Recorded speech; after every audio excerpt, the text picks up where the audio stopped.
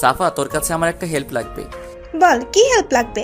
তুই কিছুদিন আমার সাথে প্রেমের অভিনয় করবি। এতে আমার লাভ কি? তুই যা চাবি আমি তাই দিব, প্লিজ কয়টা দিনের জন্য। আচ্ছা ঠিক আছে। তারপর কিছুক্ষণ কথা বলে ঘুমিয়ে গেলাম। সকালে ঘুম থেকে উঠে ফ্রেশ হয়ে নাস্তা করতে টেবিলে গিয়ে দেখি সাদিয়া নাই। আম্মুকে জিজ্ঞেস করলাম।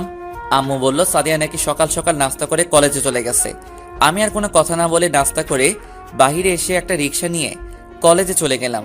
গেট দিয়ে ঢুকতেই আমি সামনে তাকিয়ে দেখি সাদিয়া আসিফকে জড়িয়ে ধরে কথা বলছে। রাগে মাথাটা গরম হয়ে গেল।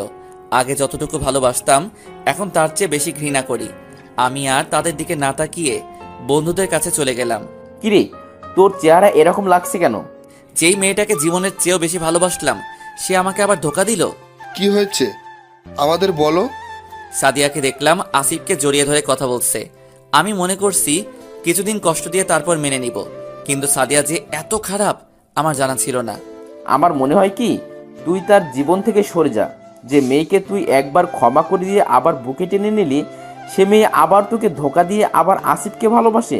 সে মেয়েকে তোর ভুলে যাওয়াই ভালো। এখন আমি আর ওকে ভালোবাসি না, এখন আমি তাকে ঘৃণা করি। এখন থেকে আমি প্রতিটা মেয়ের সাথে মেলামেশা করব। এখন থেকে মনে করব সাদিয়া নামে কেউ ছিল না আমার জীবনে। ঠিক আছে, এখন ক্লাসে চল, সময় হয়ে গেছে। চলো।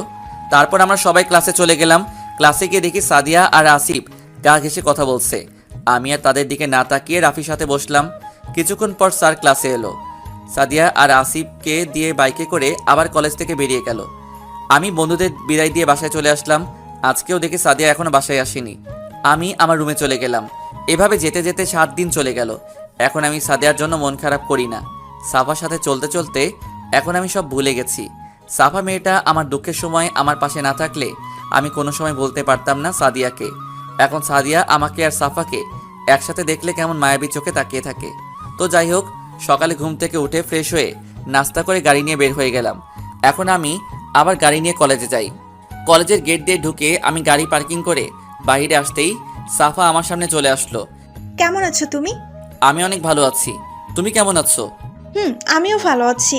আজকে তোমাকে আমি কিছু কথা বলবো। কি কথা বলো? এখানে না, চলো পার্কে গিয়ে বলি। আজকে ক্লাস করব না। আচ্ছা ঠিক আছে চলো। আমিও আর না করতে পারি নাই। তার আবার গাড়িতে উঠে দুজনে পার্কে চলে আসলাম। ভিতরে ঢুকে একটা খালি জায়গায় গিয়ে বসলাম। তখন আমি বললাম, এবার বলো কি বলবে? বলবো, আগে বাদাম নিয়ে আসো। আচ্ছা ঠিক আছে, আমি নিয়ে আসছি, তুমি বসো। হুম। আমি আর কোনো কথা না বলে উঠে বাদাম নিয়ে আসতে গেলাম। আশেপাশে তাকিয়ে দেখি কোথাও দোকান দেখা যায় কিনা। আশেপাশে তাকাতেই এক জায়গায় চোখ আটকে গেল। একটা গাছের নিচে দেখি আসিফ আর একটা মেয়ে লিপ কিসে ব্যস্ত।